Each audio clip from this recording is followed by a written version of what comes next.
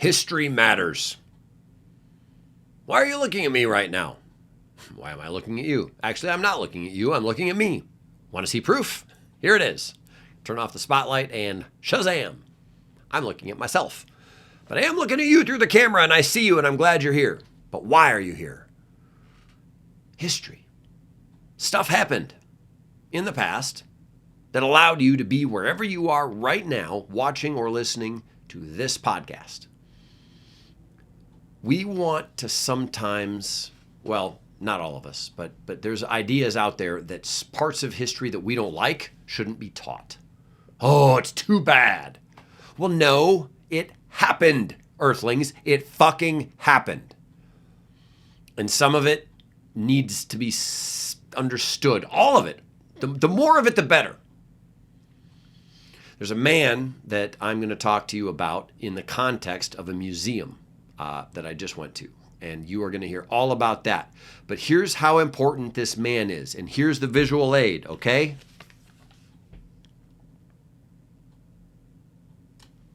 You look at him every day. You may not like him because he owns slaves. But you should love him because he's the reason you're here. He's the reason you have the right to feel and speak and do the things that you want to feel and speak and do in this country. Even though nobody cares. And that is my introduction to this episode. Let's cue the music.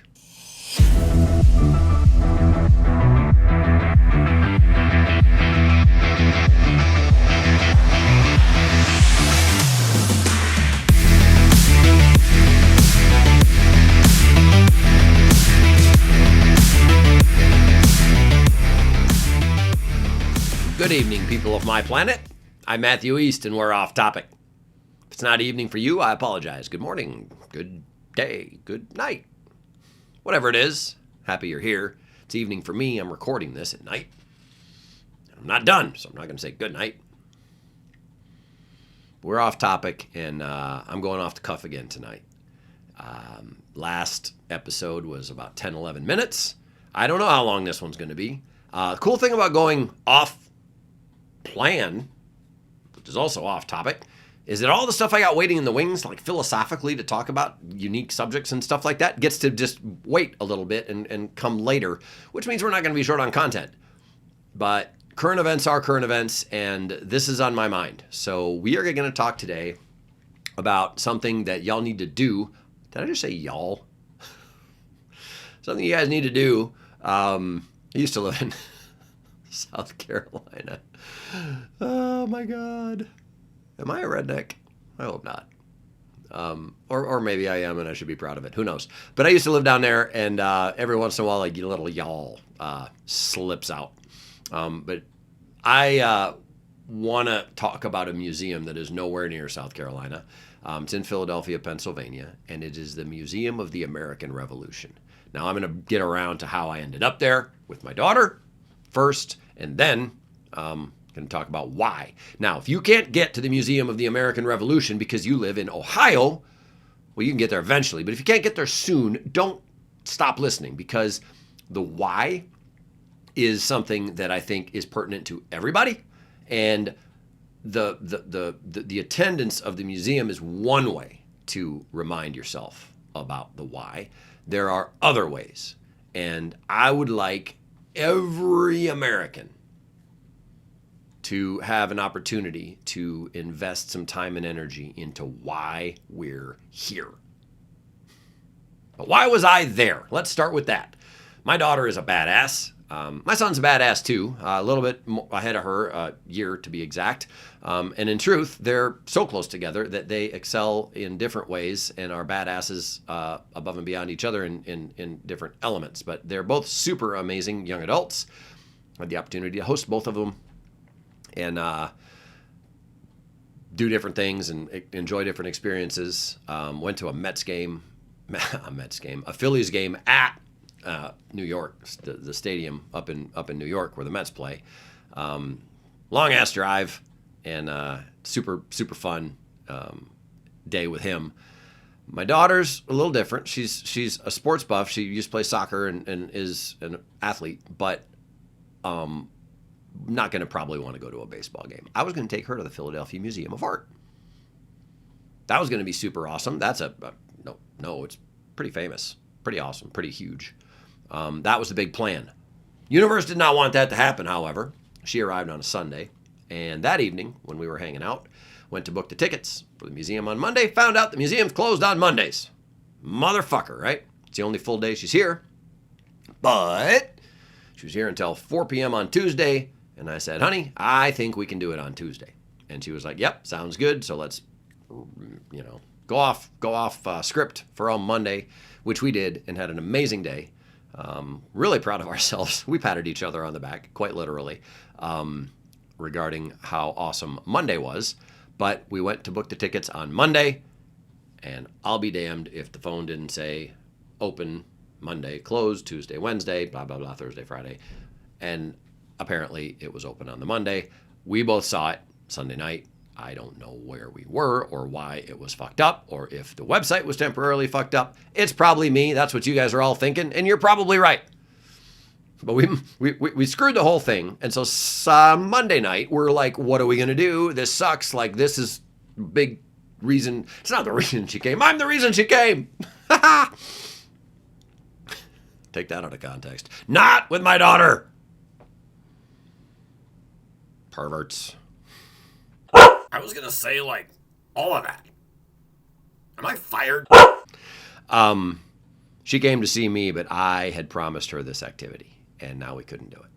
So she was a good sport about it, and we were just trying to figure out what to do now on Tuesday all day until, 2-ish, 2:30, when she needed to be at the airport for her 3:50 flight. And looked up the Museum of the American Revolution. That's the museum.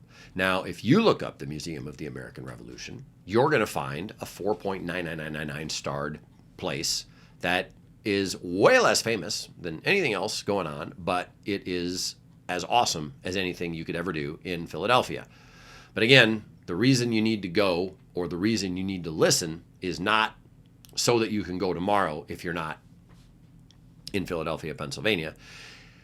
It's because there's a bigger picture topic that I want to talk about. Anyhow, we got down there right when they opened and experienced the main exhibit. It's an upstairs full like horseshoe shaped thing. You go through room to room to room. You have the little audio thing in your ear that's telling you everything you need to think about, what you're looking at. It's a lot of hands-on stuff, which is obviously the coolest kind of museum I think you can go to. We got to hold like a rifle that the soldiers used in the Revolutionary War. Heavy, holy crap! Like you don't realize how heavy they are and how much work that would have taken. It's not like guns today. Touching jewelry made by Native American tribes that were involved in different ways on different sides. But reminded, that leads me into the segue about just who all was involved in the Revolutionary War. The Native Americans were even involved. Some of them were allied with the colonists, and others had been told by Great Britain that King George that he would protect their land if they would side with him in quelling the revolution. And so it was both. And it turned out to be there were circumstances when Native Americans were fighting each other because they had allied with different sides. Some of the bloodiest battles of the Revolution were not even of colonists or of the English, if you can believe that. I had forgotten some of the facts. Keyword there is forgotten. And the reason that I'm on this subject today is because I had the opportunity to forget the fact. You know why? Because I was taught the facts. My daughter, who is 19, I asked her at one point, we were 2/3 of the way through the top exhibit, and I'm going to tell you about the most amazing part of this museum toward the end, but we were moving our way through the top, and I just had this thought and this question, and I said, honey, I'm just curious because I think I know the answer, and I don't think I'm going to like the answer, but were you taught this in high school? And she said, no, but I took this college course. Like, so our freshman year of college, she ended up in an American history course as a prereq for something or a core thing for something. And she said, it is cool seeing all this and doing this because I just learned it last year. Well, son of a bitch, man. Why are we not teaching this in high school anymore? I don't care where you are politically, Earthlings, but we have a history, and not all of it is pretty, and I'm going to get to that in a few minutes. Not all of it is pretty, but it is historic fact. Shit happened. Good shit, bad shit, edgy shit, joyous shit, tragic shit. It all happened. Why are we not teaching American history in high school anymore? My daughter still lives in a very conservative, by the way, state, South Carolina. And there's a lot that as far as like, please don't, like, if you're listening to this and you don't agree with me on this, please don't stop listening. But like family values and stuff like that is important to me as I was raising my kids. In South Carolina, whatever you think of a massively red state, it's just kind of like they stick to the basics in school. No American history. No, they went to like a good charter school too, a good one. And my daughter remembered these things from a course she took her freshman year of college that she didn't have to take, that she chose to take. That's troublesome to me. If you are not taught American history, I mean, it's the why we're here, man. I don't care what side you're on. You would not be here without George fucking Washington. You would not. To do whatever it is you're doing now, whether you love him or hate him, whether you think the fact that he was a slave owner should condemn him to the pits of the shithole of the historical abyss that we should all forget about, or not, you are here because of this guy. It's a huge, pretty much the biggest, of course, figure in this museum. And I think it's important to understand how close we all came to not being here. That's what I learned most in this museum experience with my daughter. And not all of it was riveting. It started off kind of slow, and I was like, geez, I hope this gets good, you know? I didn't waste $32 a pop on nothing. And it did. It got better and it built. You learned that originally we were just, you know, the different colonies were almost at odds with each other as they were trying to figure out how to get free. And this man, George Washington, had to figure out how to unite them against a single common cause. Just put yourself in his shoes for a second. Like, we got England over there, and they're taxing us, and they're doing stuff, stamp tax, and eventually turn into other stuff. But like the momentum of the desire to not be under that rule was everywhere, but the specifics were all in dispute. The colonists were fighting against each other. It's almost like a different version. It's like socialism, not socialism, but like it's like a racism on a social platform. It didn't have anything to do with the color of their skin. It was like, we want this and we want this and we hate you because you're from Virginia and we're from West, or we're from Pennsylvania or whatever. And it was real. Think of all the people that were here, all the different reasons they came. And when it was time to try to come up against this massive force, thank God they had to traverse oceans and whatnot. It was the only advantage we had. The unity wasn't there. And this revolution, this idea almost died, it withered over and over again, whether it be in battle or idealistically. And this man, George Washington, would not quit. First president of the United States, owned slaves. We're a shitty country. No, we're not. We're not. And George Washington was not a shitty man. He was a product of the time he was in, and shit got figured out. He even figured some of it out. But shit got figured out along the way. His job was to unify a bunch of people against a common enemy and not die. And he did that, man. He worked, he camped with the soldiers. He had this, beautiful estate that he didn't see for for more than a few days here and there. While during the 7 years that the war was going on. He always said that he would be there and that he would be involved, and his presence.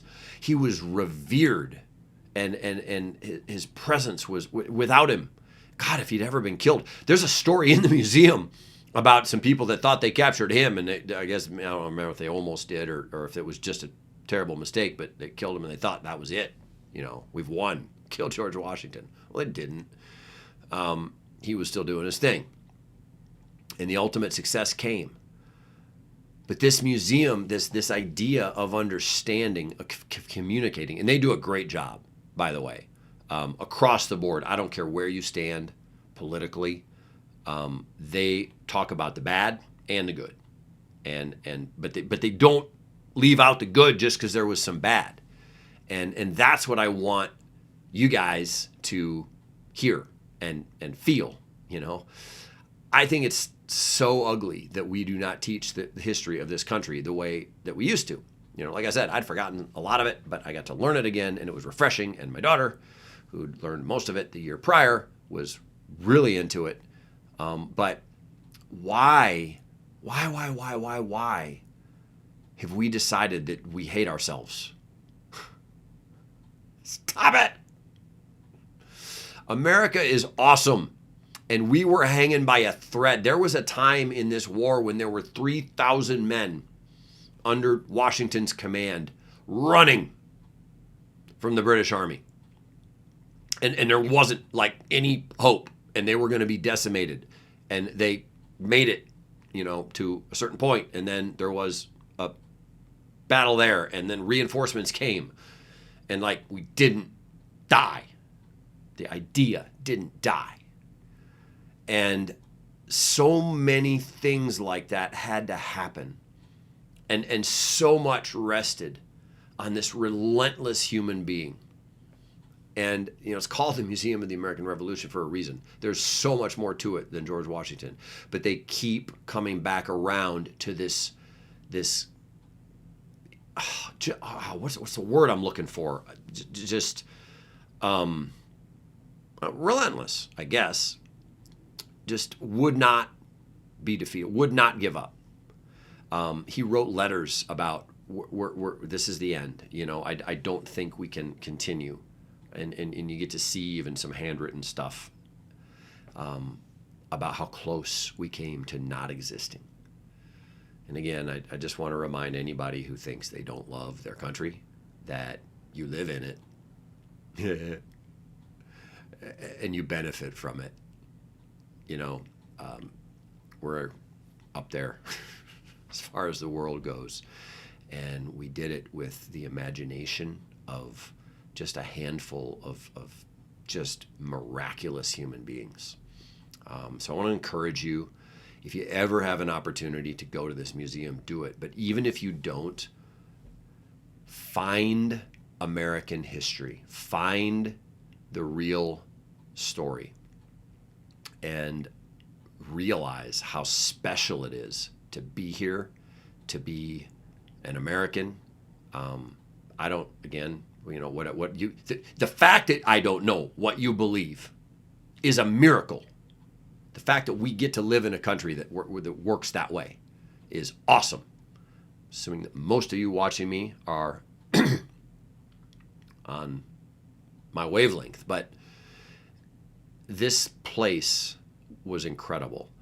And my daughter and I did it interestingly because this lovely old lady who was volunteering there, I know it's surprising to you that she's old.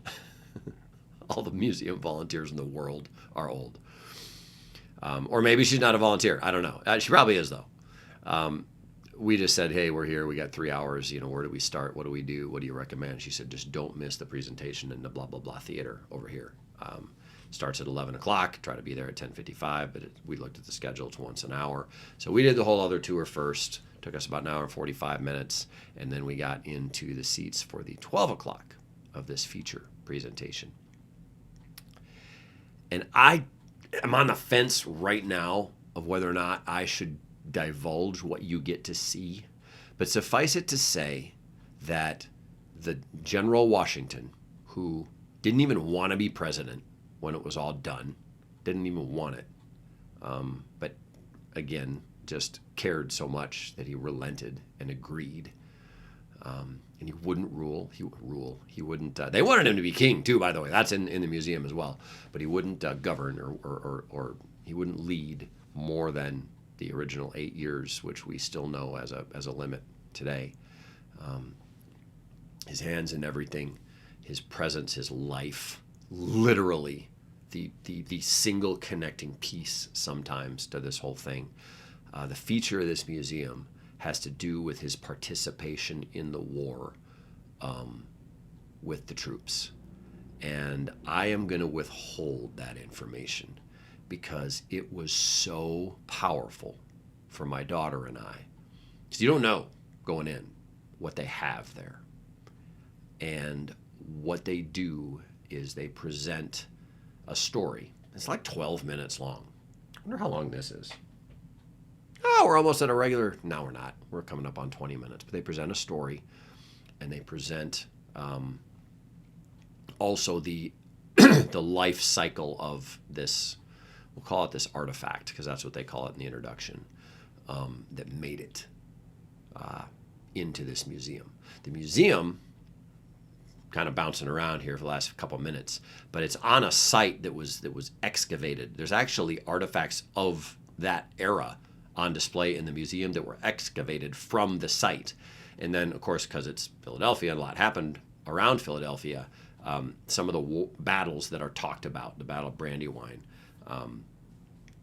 There's another one over a bridge. I don't remember the name of it, doggone it.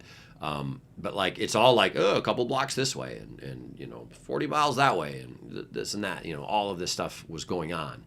But the artifacts are phenomenal. Well, the story of the artifact that is the feature of the museum is, and you can look it up, but don't. If you have any chance to ever go to the museum, don't look it up. Go to the museum first and enjoy the whole thing. I would recommend doing it and then go to the presentation, the feature film-ish thing at the end.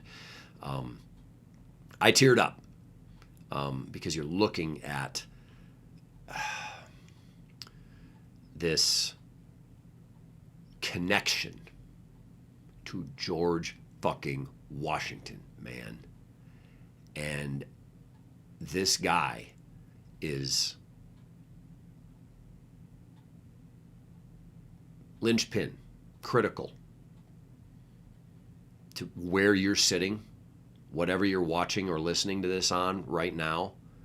But if you are in this country, in the United States of America, without that man, you would not be where you are. So watch it, listen to it, go to it.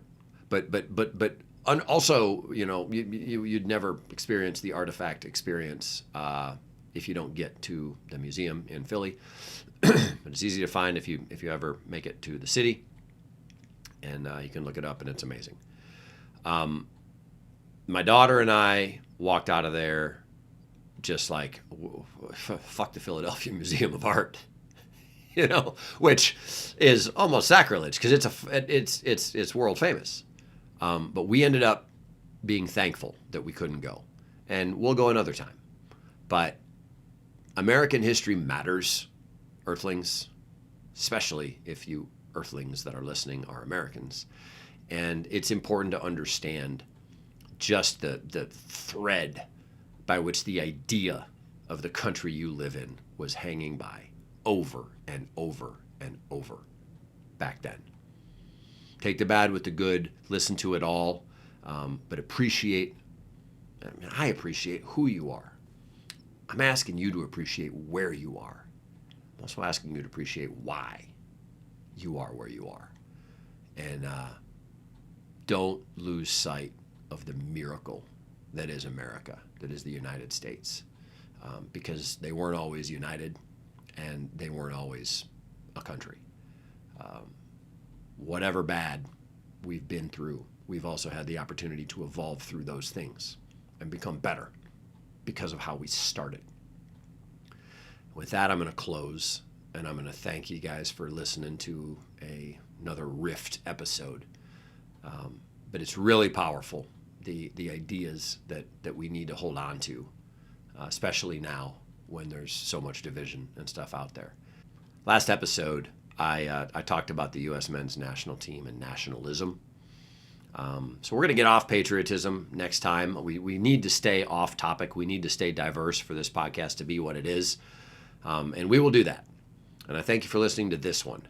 But, that nationalism that I witnessed when we had a common goal, a common cause, as simple and meaningless, but as wonderful and powerful as sports, soccer is. Back then, the common cause was a common enemy. It was a ruling nation across the ocean. And they couldn't figure it out until they did. And then they almost lost it anyway. But we're here to say USA, USA. I believe that we will win, None of this exists without all that. So appreciate it. Thanks for listening. I'm Matthew East. We will see you next time. Seriously, though, am I fired? Wouldn't be so bad. Good night. Good morning. Good day. Goodbye. All right, Earthlings, thanks for being here. Thanks for sticking with me. And if you made it this far, why not take it a step further and give me a quick subscribe? I'm going to show you energy, diversity. We're going to make you smile and laugh and think in this rebirth of Off Topic. We're finding our groove here in 2026, and we're going to get you 3 episodes a month on the 7th. So look for us on the 7th, 17th, and 27th. Also, check out the email address and phone number on your screen if you'd like to participate. Take a screenshot, write it down, replay it, whatever you got to do. But reach out. I'd love to hear from you. This is Matthew East signing off, and we'll see you next time.